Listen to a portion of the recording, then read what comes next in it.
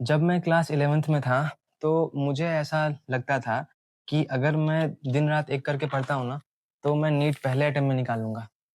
लेकिन ड्रॉप लगने के बाद मुझे समझ में आ गया कि सिर्फ़ पढ़ने से ही नीट नहीं निकलता है। भले ही मुझे वक़्त लगा, लेकिन मैंने अपने पढ़ने का स्टाइल चेंज किया और आज मैं एक गवर्नमेंट मेडिकल कॉलेज में हूँ। हाँ, वो मेरा ही कॉलेज है। देखो, यहाँ तक पहुँचते-पहुँचते बहुत वक़्त लग गया, लेकिन ये जो सफ़र था ना, इससे मुझे बहुत कुछ सीखने को मिला कि आखिर पढ़ने का तरीका क्या होता है, पढ़ते कैसे हैं और एग्ज़ाम निकालने के लिए आखिर सबसे इम्पोर्टेंट चीज़ क्या है। जो भी मैंने आज तक सीखा है ना, वो मैं तुम्हें आज सिखाने वाला हूँ, ताकि अगले साल तुम भी एक गवर्नमेंट कॉलेज में रहो। तो अगर तुम ड्रॉप लेने का सोच रहे हो और चाहते हो पूरे साल अच्छे से पढ़ना, सो तुम्हारे पास है यकीन 2.0। अब देखो, यहाँ तुम्हें मिलेंगे इंडिया के बेस्ट फैकल्टी, साथ में पूरे साल का study plan and a lot of question to practise. अब इस एक बैच के प्राइस में तुम्हें टोटल 13 बैच मिलने वाले हैं एंड साथ में एक ऑफलाइन सीबीटी तुम्हें मिलने वाला है test along with an NBT. अब एक और इम्पॉर्टेंट बात कि जो बैच का प्राइस है वो है तुम्हारा 4800, लेकिन ये प्राइस सिर्फ जून 29 तक वैलिड है। उसके बाद प्राइसेस बढ़ भी सकते हैं, लेकिन अगर तुम मेरा कोड यूज़ करते हो HEETA100 तो तुम्हें एक्स्ट्रा डिस्काउंट मिलने वाला है। तो मैंने उसका लिंक नीचे दिया गया है। अगर तुम चाहते हो बैच को ज्वाइन करना तो use the link and use my code and तुम अभी से ही ज्वाइन कर लो, ताकि अगर तुम पहले पढ़ना स्टार्ट करते हो तो तुम्हारे पास एक फर्स्ट मूवर का एडवांटेज होता है। तो अब वीडियो को स्टार्ट करते हैं हम। अगर तुम मुझसे पूछते हो ना, तो मेरा सबसे पहला मिस्टेक था, वो था कि मैंने इस एग्ज़ाम को कुछ ज़्यादा ही लाइट ले लिया। यार, नीट का ही तो एग्ज़ाम है, यहाँ क्वेश्चन तो आसान आते हैं ना। आराम से अगर मैंने थोड़ा बहुत भी पढ़ लिया ना, तो एग्ज़ाम तो ऐसे ही निकल जाएगा। लेकिन ये मेरा सबसे बड़ा गलतफ़हमी था। अगर तुम चाहते हो नीट को निकालना, तुम्हें अपने आप को हर चीज़ से आइसोलेट करना पड़ता है। चाहे वो तुम्हारे फ्रेंड्स हो, चाहे वो तुम्हारे फैमिली हो, हॉलिडेज़ हो, कुछ भी हो। मैंने अपने ड्रॉप ईयर में पूरे 1 साल तक ये नोकिया वाला फ़ोन यूज़ किया था। मेरे पास कोई स्मार्टफ़ोन ही नहीं था, ना कोई सोशल मीडिया। ठीक है? तो अगर तुम सही में चाहते हो एग्ज़ाम को निकालना 1 साल के अंदर अपने ड्रॉप ईयर के अंदर, तो एक बार खुद को आइसोलेट कर लो हर चीज़ से, ठीक है? उसके बाद देखना कि तुम्हारे जो पढ़ने का एफिशिएंसी होगा, तुम्हारे जो टेस्ट में मार्क्स आ रहे होंगे, वो सब बढ़ जाएँगे। और एक और बात कि बहुत बच्चे सोचते हैं ना कि यार पेपर में टफ़ क्वेश्चन आते हैं। यार, अगर टफ़ क्वेश्चन आते हैं, तो अगर हम स्टार्टिंग से ही वैसे क्वेश्चन प्रैक्टिस करेंगे जो कि टफ़ हो, तो एग्ज़ाम में क्वेश्चन कैसे भी आएँ, वो तो हमसे बनने ही वाले हैं ना। तो पहला रूल ये है नीट का, खुद को आइसोलेट करो अगर तुम चाहते हो एग्जाम को निकालना अपने इसी अटेम्प्ट में। तो अब बात करते हैं ना मेरे मिस्टेक नंबर सेकंड के बारे में, जो ये था ना कि मैं ना पूरा वक्त अपना सिर्फ नोट्स पढ़ने में ही निकालता था। मेरा था कि नोट्स पढ़ो, बार बार नोट्स पढ़ो, नोट्स को अच्छे से याद कर जाओ। लेकिन क्या होता ना कि इतना नोट्स पढ़ने के कारण मेरे पास वक़्त ही नहीं बचता क्वेश्चन प्रैक्टिस का। और अगर मैं सच बोलता हूँ ना, तो मैं था सोचता यार क्वेश्चन क्यों ही लगाना यार, नोट्स पढ़ लो, अगर थ्योरी अच्छे से आएगी तो क्वेश्चन तो बन ही जाएँगे। लेकिन फिर क्या होता, पूरे नोट्स पढ़ने के बावजूद जब मेरा होता उसमें मेरे बहुत कम मार्क्स आते। मैंने जो सबसे पहला चेंज किया अपने ड्रॉप ईयर में, वो था अपने नोट्स को पढ़ने में अपना पूरा वक़्त नहीं वेस्ट करना। मेरा सिंपल सा थॉट था, पहले मैं क्वेश्चन बनाऊँगा और अगर मेरा कोई क्वेश्चन गलती हुआ है ना, तो मैं सिर्फ़ उस टॉपिक को अपने नोट से पढ़ने वाला हूँ।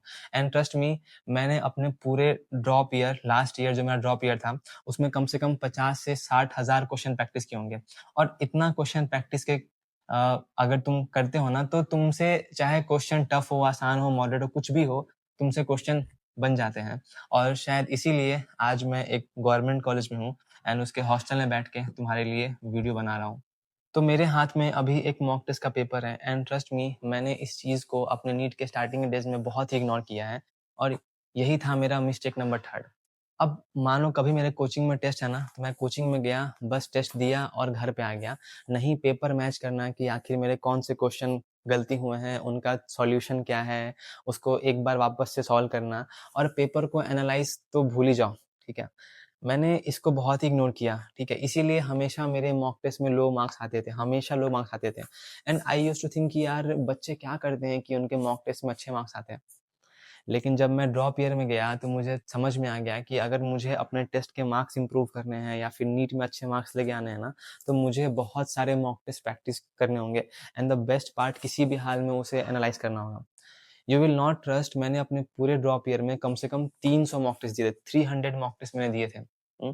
और मैंने इतने क्वेश्चन प्रैक्टिस किए होंगे मॉक टेस्ट के थ्रू एंड मैंने हर एक क्वेश्चन को अच्छे से एनालाइज किया था और शायद उसके ही कारण नीट 25 में पेपर बहुत टफ होने के बावजूद भी मुझे एक गवर्नमेंट सीट मिल गया। तो देखो, अब ना बात करते हैं हमारे मिस्टेक नंबर 4 के बारे में, and the most important mistake. अब मैं तुम्हें भले ही कुछ भी बोल दूँ, मॉक टेस्ट लगाना है, क्वेश्चन प्रैक्टिस करना है, बहुत घंटे बैठ के पढ़ना है, लेकिन ये सब चीज़ तभी काम करती है जब तुम इसको कंसिस्टेंसी के साथ करते हो। ये एग्ज़ाम ना एक दिन का खेल नहीं है, तुम्हें लगातार पूरे 10 महीने, 11 महीने, पूरे 1 साल तक तुम्हें लगातार सेम चीज़ करना होता है। हर दिन सुबह उठ के पढ़ना, कोचिंग जाना, क्वेश्चन प्रैक्टिस करना, मॉक टेस्ट लगाना, दिन के 10-12 घंटे पढ़ना। अगर ये चीज़ तुम लगातार करते हो ना 1 साल के लिए, तो तुम्हें बस एक गवर्नमेंट कॉलेज नहीं, पेपर टफ हो कुछ भी हो ना, तुम एक टॉप रैंक लेके आ सकते हो, ठीक है? लेकिन हम क्या करते हैं ना, लेकिन मैंने क्या किया था, what I used to do, कि आज मैंने 12 घंटे पढ़ लिए, अब बहुत थक गया यार, मैं तो बहुत पढ़ लिया आज। अब आने वाले 3-4 दिन ना मैं मुश्किल से 5-6 घंटे भी था नहीं पढ़ता, ओके? तो इसीलिए चीज़ है, the most important thing is consistency. 1 साल के लिए खुद को आइसोलेट करके चुपचाप तुम अपना बनाओ एक रूटीन कि हाँ, मॉर्निंग में 6 बजे उठ जाऊँगा, 6 से 8 बैठ के मुझे रिवीजन करना है, उसके बाद कोचिंग जाना है, क्वेश्चन प्रैक्टिस करना है, रात में और क्वेश्चन लगाने हैं, रिवीजन करना है। तो अपना एक रूटीन बनाओ एंड उसी रूटीन को पूरे 1 साल तक फॉलो करना है। ट्रस्ट मी, चाहे बीच में दिवाली हो, छठ हो, होली हो, 1 साल के लिए नो हॉलिडे।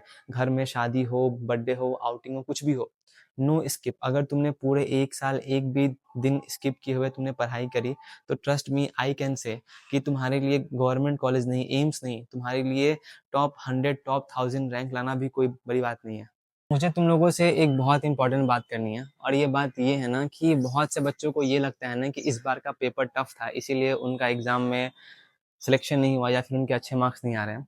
मैं तुमसे चाहता हूँ एक क्वेश्चन पूछना। मुझे ये बताओ कि क्या तुमने पूरे 1 साल तक लगातार मेहनत किया था? तुमने इस पूरे 1 साल में कितने मॉक टेस्ट तुमने दिए होंगे? तुमने पूरे 1 साल में कितने क्वेश्चन प्रैक्टिस किए होंगे? तुमने पूरे 1 साल में कितनी बार अपनी एनसीईआरटी पढ़ी होगी, ऑर्गेनिक की, आईओसी की, बायोलॉजी की?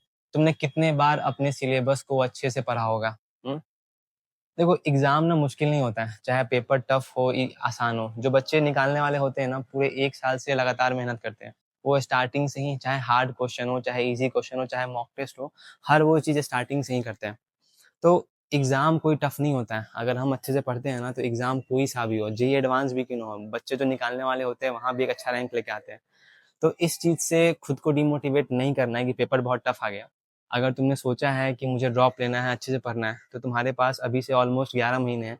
11 महीने के लिए स्टार्टिंग से ही बैठ के अपना सिलेबस अच्छे से पढ़ो, स्टार्टिंग से ही क्वेश्चन प्रैक्टिस करो, स्टार्टिंग से ही तुम अपना क्वेश्चन प्रैक्टिस हो गया, मॉक टेस्ट हो गया, रिवीजन हो गया, हर वो चीज़ स्टार्टिंग से ही करो।